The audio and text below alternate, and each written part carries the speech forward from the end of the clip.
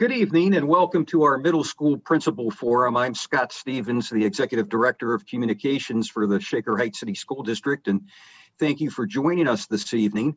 The community was asked to suggest questions of our two middle school principal finalists, and both finalists will be asked that same group of questions tonight, and you can hear their answers right here.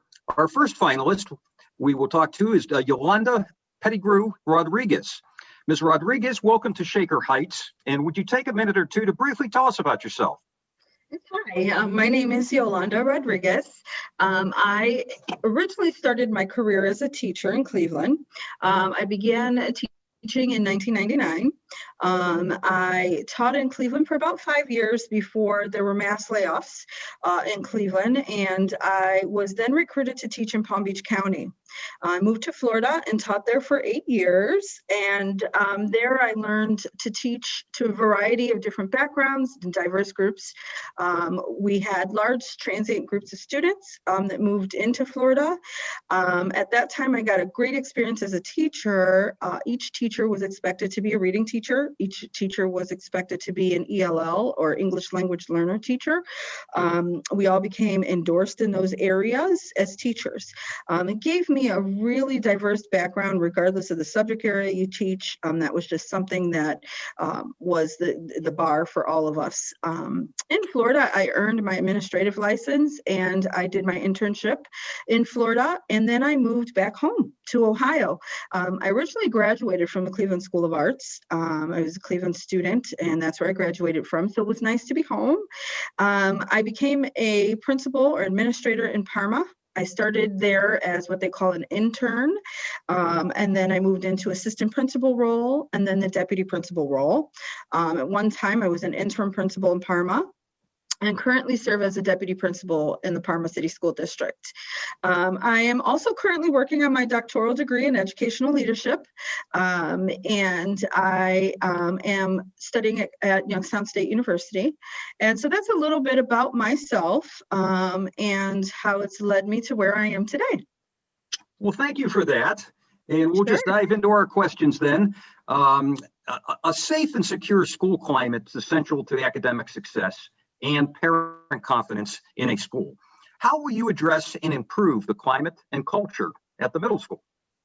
Absolutely. Safety and security are very important in the school district. When we send our students to school every day, our teachers, our staff, we want our building to be safe. We want everyone to feel secure when they're in the building. I have been a part of our PBIS committee, Positive Behavior Interventions and Support team. In this committee and in this program that we rolled out in our district, we began with studying the background of positive interventions and support. We formed committees, we read books, we studied and came together and rolled out our positive behavior support program. It involved having matrix throughout the building, behavioral expectations, a reward system for students that were doing well, recognizing and rewarding students that were doing well. And it really involved evaluating data, checking in on the data, follow through, timelines, making sure we were keeping those things in place, figuring out what worked and what didn't work and what things needed to be addressed and be fixed. So I do have some experience in that area. And like I said, I believe that safety and security is very important. How would you support teachers so they can provide the differentiated instruction that's essential for all students to grow and succeed? Through professional development, I've had experience in leading some professional development regarding differentiated instruction. I've had the opportunity to work in buildings where we've had project-based learning, where we've had differentiated learning, where we implemented tiered instruction, tier 1, tier 2, and tier 3, where we brought in interventions for students that needed those interventions. I've also worked in a building with the International Baccalaureate program was prevalent, really sustaining that program. I have worked in buildings where we've had AP programs, vocational programs, a number of programs. And what we did is we worked with teachers. We worked together as teams. We developed our teachers. We had professional development. Really, it involves taking a needs assessment and what we need and really evaluating what's working and what's not, and then implementing that professional development for teachers so that they feel supported. Great. Our next question, Ms. Rodriguez, is about the student population. We wanted you to ask you a little bit about what ways you can build a culture of trust and accountability among the student population. I believe that students really want to be able to know and feel that they can look up to their leader. You have to model in order to be, get the respect of students and, your staff and students to feel each day that they come in, that they can look up to you, and that's one of the reasons I have furthered my education into the doctoral studies. Because if I am going to expect my students to excel and I'm going to have high expectations for my students and make sure as a district that we're leading academically, then I too have to continue to grow and set that high expectation. And I would like my students to look up to me and say, one day I wish I can be like that and I can study that far and grow that much. And it is possible for me to attain those goals. So I'd like to set that bar and that expectation and model that behavior. We talked a little about students. Families and parents obviously are a huge key to any successful building. And we were kind of curious as to any strategies that you might have in mind to improve communication between and among families and the school building. Yes, I believe communication and transparency, always being available for parents, always sending out communications, whether it be via social media, email, newsletters, websites, really keeping parents informed whenever major decisions need to be made, forming those focus groups or community groups with our community stakeholders and our parents. I have an open door policy, always available for parents to call, to email, to stop by, any questions. I have children of my own, so I know how important it is for me as a mother and a leader to be able to speak to my administrator and my educators. So yes, very much communicative, always keeping those lines of communication open and always being available to the parents and community. Our next question is a little bit more philosophical. It is, how would you describe a great leader? And do you yourself inspire people? Absolutely. I believe a leader should be inspirational. I consider myself a transformational leader and a participative leader. Really, if you're going to be in education, as things change and as, expectations change, look at COVID and what's happened with COVID. I mean, you really have to be willing to inspire others, provide support, really be willing to be a transformational leader as things come across the desk, being able to solve problems and things of that nature. Yes, and I believe in inspiring others, inspiring people, and that's what makes a great leader. Ms. Rodriguez, you no doubt are aware that our strategic plan, one of the real foundations of that is equity. We talk a lot about leading with equity. And I'm kind of wondering what leading with equity looks like to you and how you might make the goals and objectives from our strategic plan really come alive in your building on a regular basis. Equity means different things for different groups of students. Everyone learns at their own level. Everyone is at a different place of learning. Equity means that you provide those resources that the students need and where they are in their learning process. Equitable resources across the board. For one student that might be, a resource A, and for another student that might be resource B.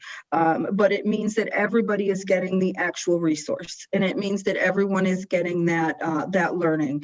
We want to have practices in place and structures in place that make sure that everyone is treated equitably and that all students are getting what they need. And that means differentiating, and that means meeting the students where they are and figuring out what those needs are and making sure that we address those.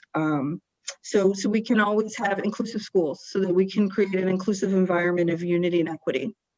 Sometimes the phrase that's used is leveling the playing field. Mm-hmm. Is that kind of what you're talking about in Absolutely. terms of all of our middle school students? Absolutely, leveling the playing field for everyone, with our framework, our institutional structures, making sure that, everyone feels when they come in, they're getting the same equitable treatment, that those resources are there that they need. I'll give you an example with my kids. My son was strong in sports, but struggled with reading, and that resource was there for him him with reading. My daughter did really well with reading, but needed a little help with math. And so those equitable resources, leveling the playing field, both my son and daughter felt like they got great education because it was equitable across the board. So absolutely. Same students from same, different students from same household, but different needs sometimes. Absolutely. Yeah. Yes. Yeah. Mm-hmm. Interesting. I wanted to talk a little bit about our exceptional learners as well. And I guess just a fairly general question, but an important one is what are ways that we can better provide accommodations for our exceptional learners? And I believe, as an administrator, I serve as that advocate for the student, sitting in our IEP meetings, sitting in our meetings involving students, discussing what our goals are for those students, making sure the student goals are there, that the student is getting the student services, that the accommodations are being met, and then making sure that that follows through into the classroom and making sure that those accommodations are happening in the classroom, supporting our intervention specialists and our exceptional student teachers and learners, and making sure that those things are carried through, that lessons are differentiated, and that all of the goals are being met. Checking in periodically on those IEP goals and making sure that the students are making progress, and if they're not making progress, what interventions are we putting in place? Keeping parents and our intervention teams and our IEP teams in the loop, keeping communication going. After all, it's all about the success of our students. So I think it's really important with our exceptional students and learners that we make sure all of those things are always in place. We get the question from parents a lot of times. They want to help, but they're perhaps uncertain as to what to do to help you and your team and your faculty succeed. What I guess the simple question is, what can parents do to help you succeed at the middle school? Yeah, and I believe, with that comes communication and really opening up, like I said, those committees and those forums, inviting parents in, having academic nights, having roundtable discussions, talking about where our middle school students are academically at the beginning of the year, having check-ins with parents throughout the year, our open houses, our curriculum nights, really implementing things to showcase our students and talk about where we are and what we need, inviting parents in and letting them know, here are some of the needs that we have, and this is how you could be helpful to us. And again, I think that all goes back to communication and really keeping those lines of communication open and being collaborative with our parents. We have received from both community and staff a number of questions. I try to summarize some of them so as not to be repetitive to you. But an interesting one I thought is, what is your style to make students want to follow the rules? And if they don't follow the rules, what happens next? Like I said, when I was a part of the PBIS program, the Positive Behavior Intervention and Support, a large piece of that was really involving students. We had student teams that formed, and students told us how they felt about their school, how they felt about their school environment, and what they felt would make them feel safe. We instituted student leaders and students that were able to put together committees and discuss with other students what roles should look like. And then really teaching that behavior. Sometimes we forget, middle school kids are middle school kids, and they are going to forget how to behave sometimes, or they're at that adolescent stage in their life, which sometimes they need that support, and really providing those students with that support on teaching behaviors, setting expectations in place, and having students be a part of that process, having teachers be a part of that process, creating what our discipline policy looks like, and getting buy-in. You would be surprised from my experiences when you form student teams and they tell you exactly how they feel about their student climate and exactly what they would like to see. They live up to their own expectations, and they live up to what they say they want to see. And as long as we're doing our part as adults and they're doing their part as students, it really works together. And I've witnessed that myself through our PBIS initiatives that we put in place. Does that include the issue of bullying? That's tends to be an issue that comes up a lot, not just at the middle school age, but maybe a little more acutely there for the first time for a lot of families. Absolutely. And part of our bullying process, bullying awareness was really teaching what bullying is. A lot of times students behave in a certain manner, are not aware that they're being bullies or that they're being bullied. Sometimes internet etiquette, social media etiquette, we really, believe it or not, have to teach that. Students sometimes are posting things that can be construed as bullying. And so we did really have to teach that as well, and what bullying means and what it looks like, what's unacceptable, and really visiting that again as a district, visiting that as a school building, having those discussions.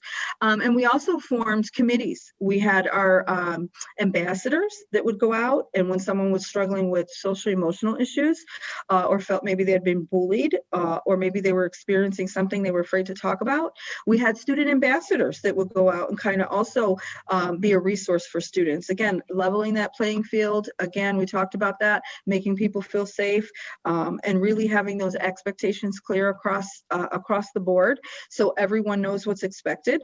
And we've had a lot of success with that.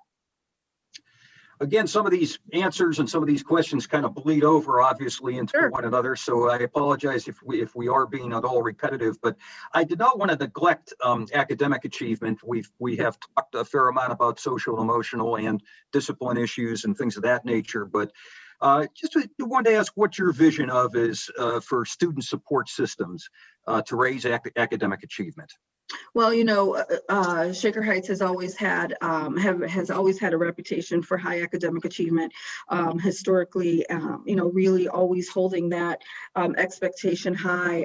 Every student is valued. I believe every student, it must succeed. Every student can learn. I believe that our diversity comes together. We all come together. It makes us stronger.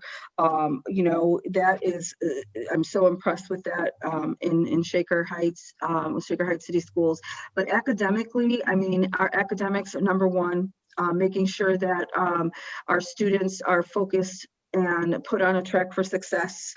At the middle school, I know at the district level, it's in place, and at the middle school, it will be as well. Making sure the students get the best they can out of their education, making sure they're headed for the best places in their life. And that really starts with high expectations, high academic achievement expectations, having our program set in place, and making sure, again, we're leveling those playing fields, that everyone feels included, and that we're really moving towards academic excellence constantly and always. So at the middle school, that's absolutely, definitely going to be one of the goals, our main goal if I was chosen as principal. Yes, absolutely. You've taught and led buildings at a lot of different grade levels, a lot of different grade bands, Ms. Rodriguez. Just anything come to mind that's unique on middle school students to you? They sometimes we hear a cliche that they're the toughest bunch and things like that. And I just would be curious about your view of them as people. Yeah, so middle school they're at that age really where they're really shaping who they are. They're finding themselves, they're growing up, they're kind of in the middle. They're expected to be mature and come out of elementary and really kind of fend for themselves. But they're a little afraid because high school's coming next, and that's really where the independence comes in. And so they're really in that middle age group where they're struggling a lot. Sometimes with identity, sometimes with academics. They're maturing in adolescence, body's changing, their mind's developing, and sometimes they don't make the best decisions. One of the books I read talk about their irrational mind at that age, and sometimes how they can be impulsive.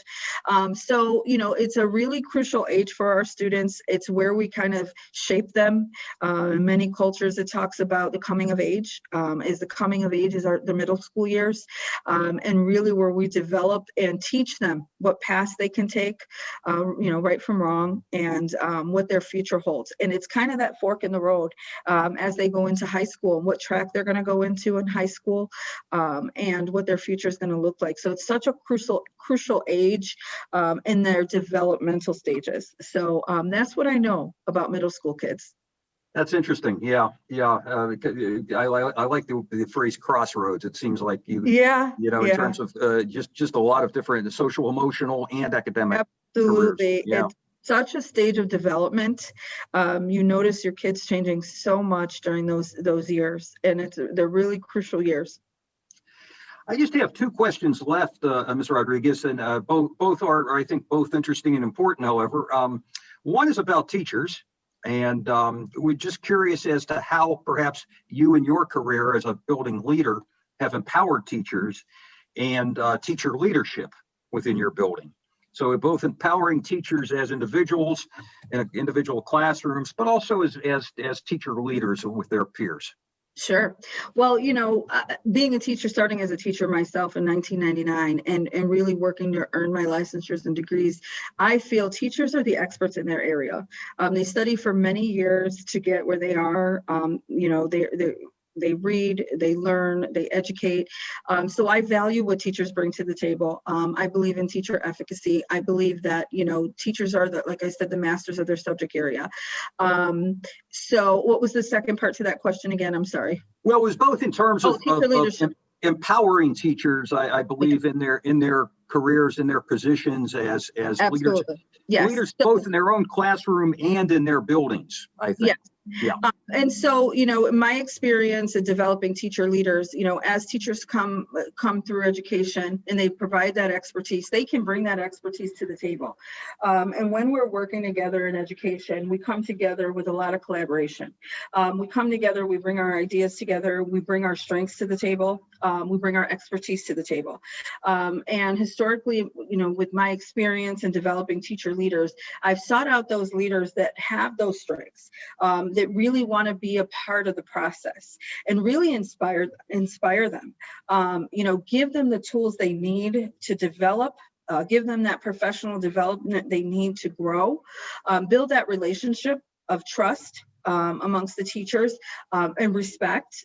Sometimes teachers are the hardest working groups of people and sometimes the least appreciated. And we saw through COVID how difficult that was. And, our teachers stepped up and became leaders, both inside of the classroom and outside of the classroom to make things happen.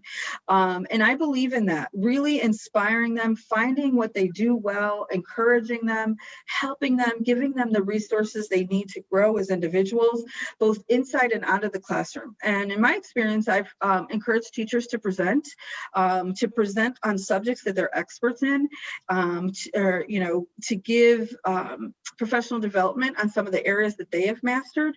That gives them credibility, makes them feel like, they're growing. And all of us, when we're appreciated and when someone recognizes our talents. So that's the way I would really continue to develop teacher leaders and inspire them both inside and out of the classroom. Well, thank you for that. I will go on to our final question. Then I'll just ask you if you have any words to summarize your presentation here in Shaker today. But my final question is a bit of a summary question. I think you've heard this perhaps before today in various interviews you've had, and that is based on the questions you've received from the staff and the community. What have you learned about us in the Shaker schools, and also has this conversation with you helped define your priorities for your first year? Absolutely. I have learned that the community is such an invested community.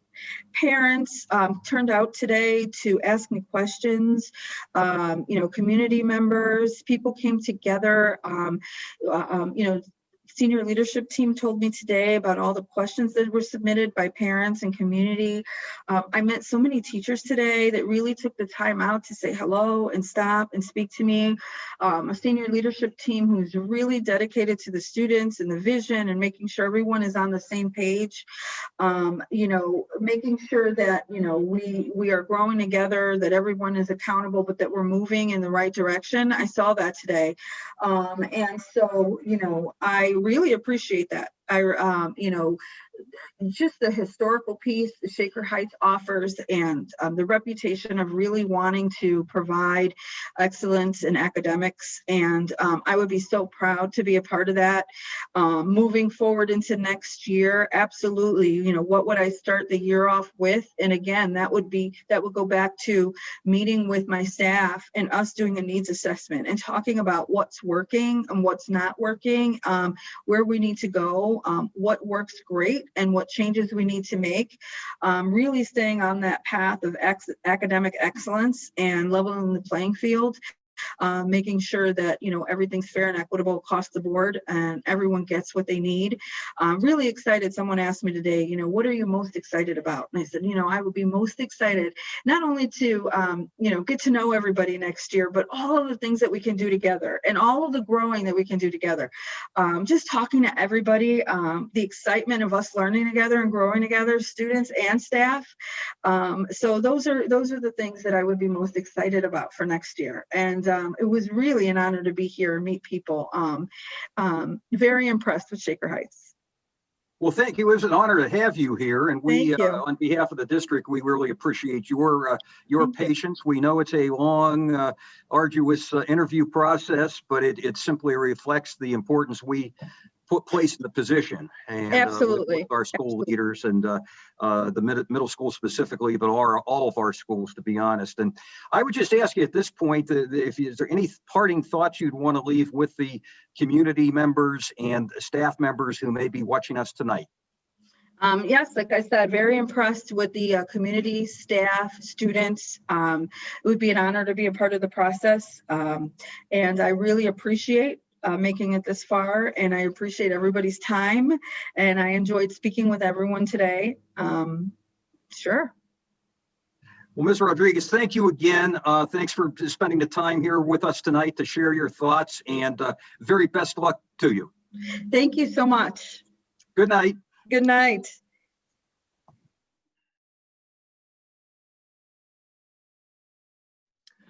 Well, good evening, everyone. Welcome to our middle school principal forum. I'm Scott Stevens, the Executive Director of Communications for the Shaker Heights City School District. We're glad you could join us tonight.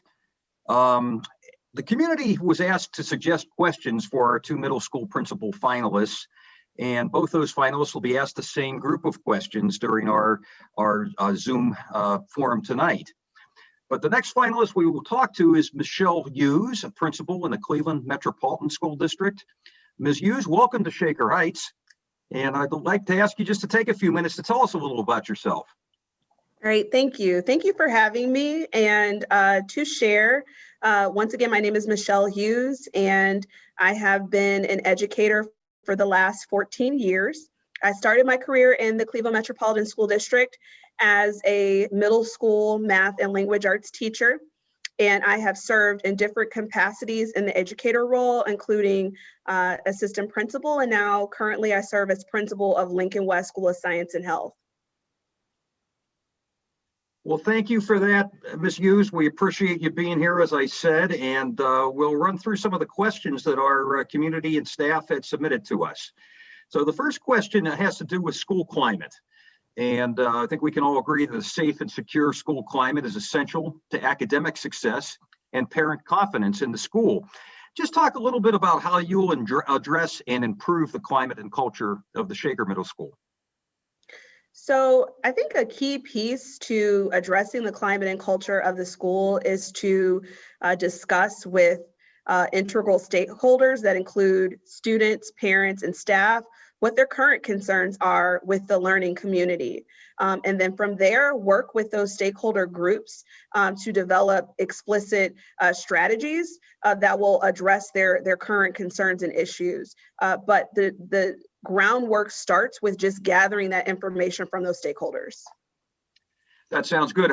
We have a question as well about the support of teachers, particularly in the area of differentiated instruction, and how you might support teachers so that they can provide the level of differentiated instruction that's essential for all of our students to grow and succeed. So when implementing differentiated instruction, it's very important to utilize the backward design planning template. And so it's important for teachers to think about what is the performance task that I want my students to be able to do. What are the key skills indicators that I want my students to be able to demonstrate? And then from there, I can support staff with planning out those learning activities. But the work starts with a clear, concise picture about what are those skills and performance tasks I want students to be able to do. Well, thank you, Ms. Hughes. We talk a lot about accountability, obviously, in education, and it often centers on adults, administrators or teachers. But I wanted to ask you a question about students. Are there ways you can build a culture of trust and accountability among the student population? A key role in establishing trust and accountability with students is being very clear with students about what the learning community's expectations are. And so I think that it would be important for this middle school principal to come in and work with key stakeholders to develop a clear plan of what those behavioral and academic expectations are, so that we can establish that trust and that accountability. One thing we always get questions about is the issue of communication between and among families and the school in particular. And just curious as to strategies that you might be familiar with that are successful in terms of improving communications between your school and your families. So in my current role, we practice a strategy of layered communication, where when we have important information, important events that we want to share with students' families, I communicate that on a larger scale to the entire community. And then I utilize my teacher advisors to utilize and leverage their relationships with their student groups to personally invite, engage student families. You found that to be successful in your current school? Yes, it has been successful, providing that overarching communication and then leveraging those personal relationships. Got it. The next question is I suppose, somewhat philosophical. It asks about your feelings on how would you describe a great leader? And the second part being, do you inspire people yourself?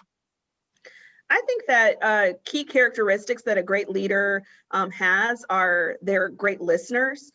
You can't serve your community if you're not listening to your community. And so this middle school principal is going to be someone who is good at listening to students, parents, and staff. And then also being someone who is a clear communicator, someone who is very impeccable with their word, does what they say they intend to do, and definitely backs up words with action. Do you believe you inspire people in that sense? I believe that I do. I believe that if you were to talk to my current staff, they would say that these are characteristics that I encompass explicitly, with just being supportive and listening to their needs and attending to those needs.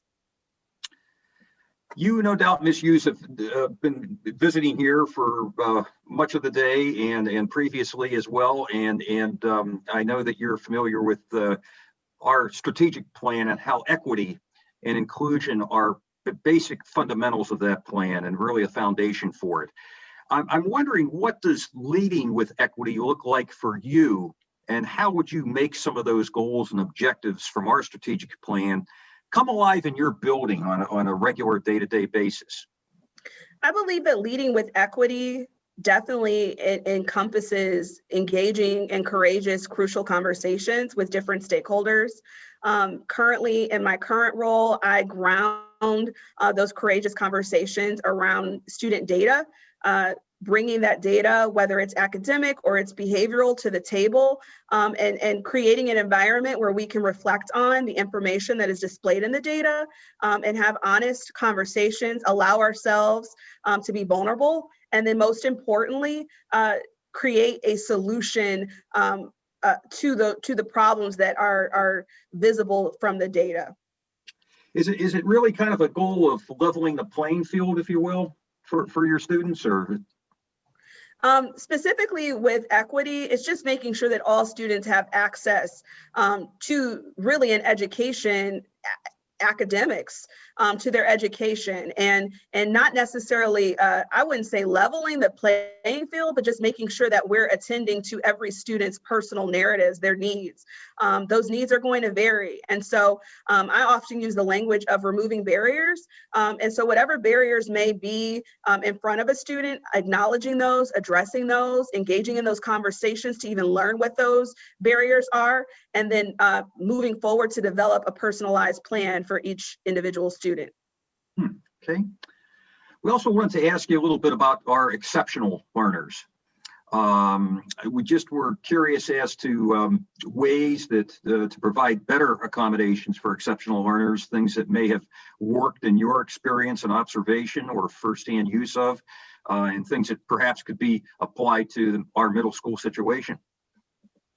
I think one of the key pieces that helps to improve instruction with exceptional learners is to make sure that we're using the extended standards and we're utilizing those standards to create what I call proficiency skills that clearly define what our expectations are for those students.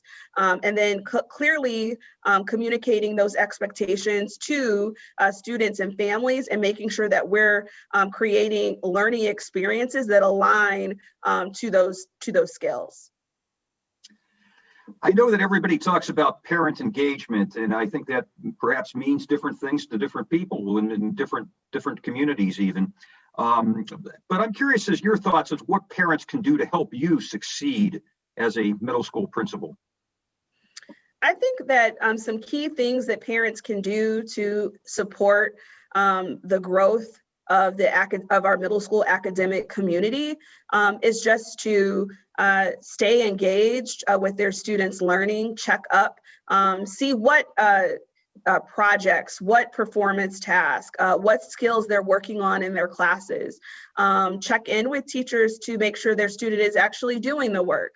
If they're not doing the work, provide us with the narratives, share with us what is the barrier, and quite possibly what can we do to remove the barrier? How can we make this work accessible to your child? But I think that just engaging in two-way communication, making sure that we're reading emails, responding to voice messages that may be left, attending productions that are put on by the school are all positive ways that our parents can engage. We had a question, Ms. Hughes, in terms of, again, on students, I think, in terms of accountability. Some of these questions do bleed over, into one another. Mm-hmm. But we were curious about what in your style of leadership makes students want to follow rules. And if they don't, what happens next? What are the consequences? I think that it's important especially when we're developing what are the expectations for us to involve students in that process. Students are a part of the community. They are very well aware of what the issues are, and allowing them to have voice and how we're going to heal our community. And when students have that opportunity to share their narratives and to share their experiences and share solutions to the problem that all of us are experiencing, that very often leads to higher engagement. So just making sure that I include students in that process, and also include them in the process of restructuring what are the consequences when we don't do the things that our community has said that we should do, including them in that process and helping them to see how they are important stakeholders in just making sure that we have a safe environment. Does that kind of strategy work when you're confronted with a situation of bullying, for example? That often is a concern, certainly not exclusively at a middle school level, but perhaps it kind of comes to light more at that age group. With this particular age group, and specifically with bullying, usually there's a deficit going on with the person that is doing the bullying. And so it would be necessary to address that social emotional issue.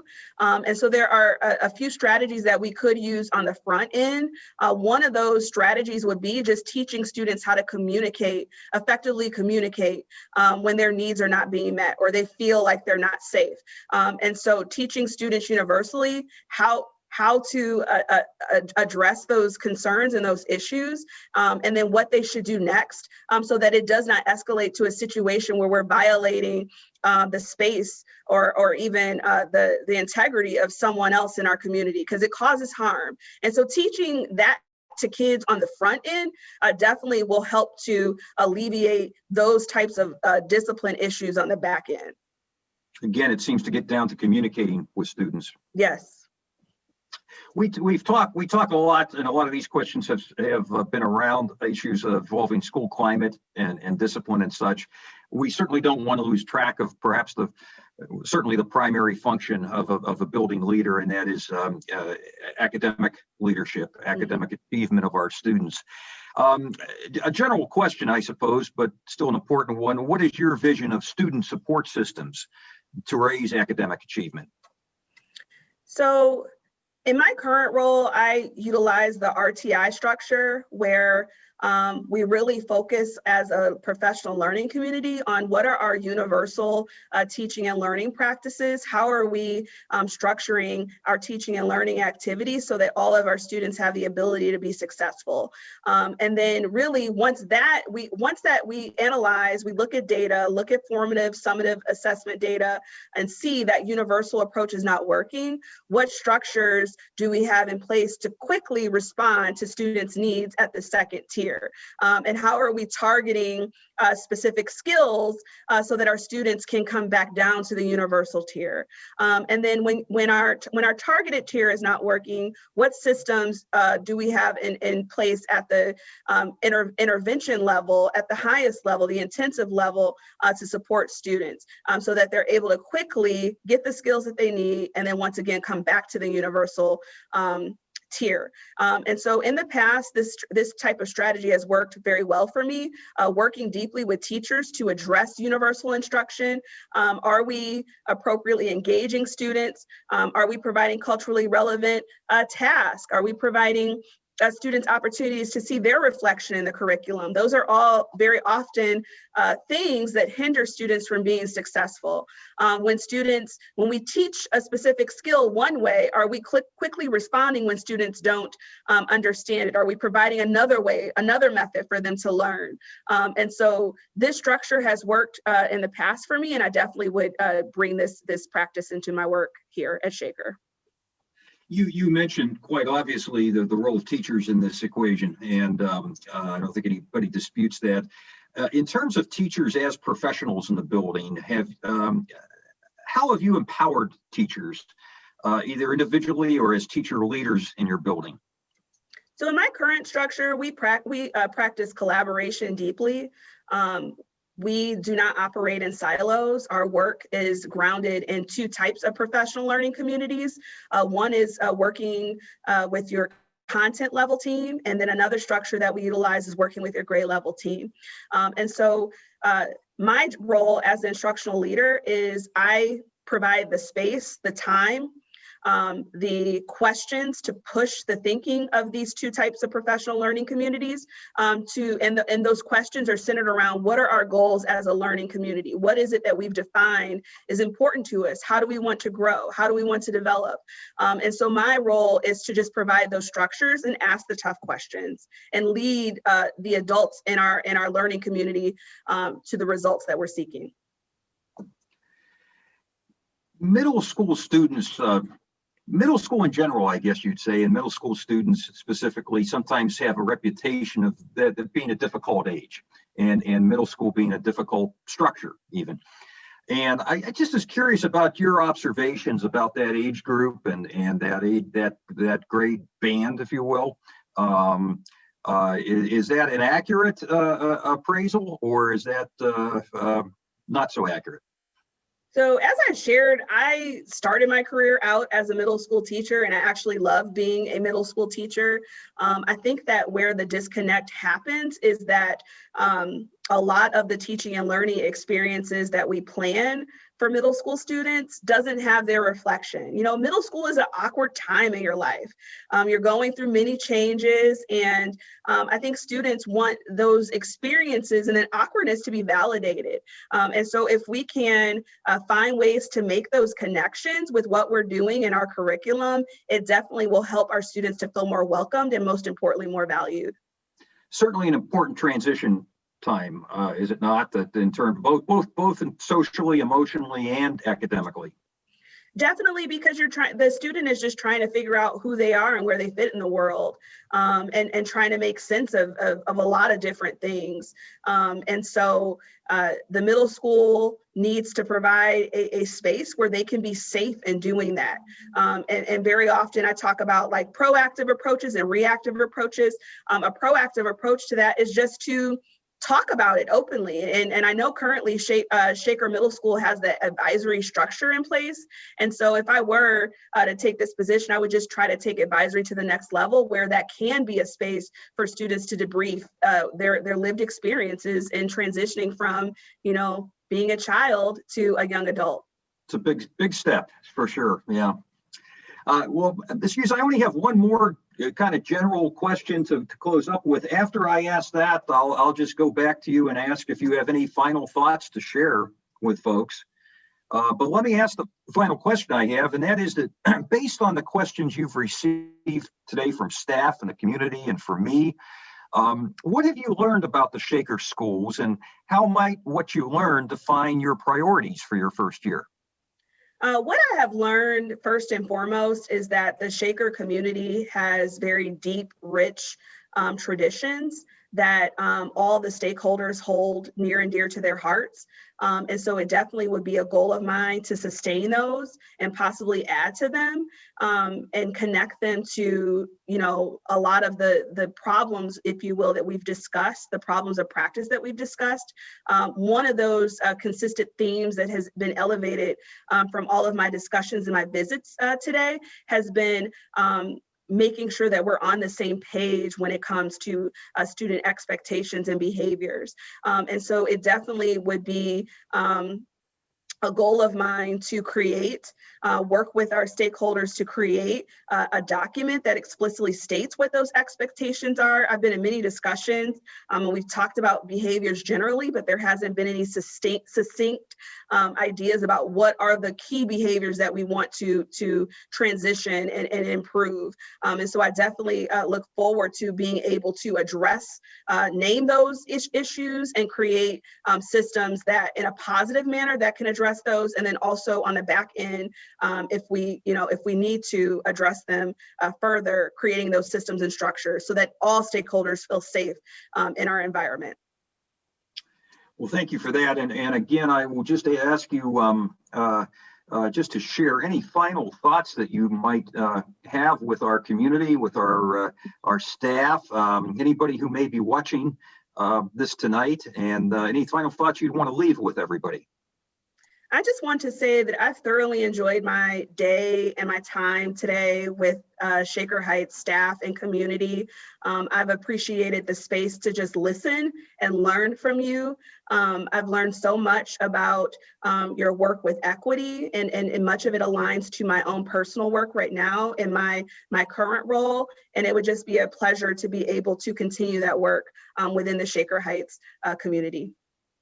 Well, Ms. Hughes, again, we thank you so much for your time, for being here and with sharing these thoughts with us. And we wish you the very best going forward. Thank you. Thank you. Good night. Good night.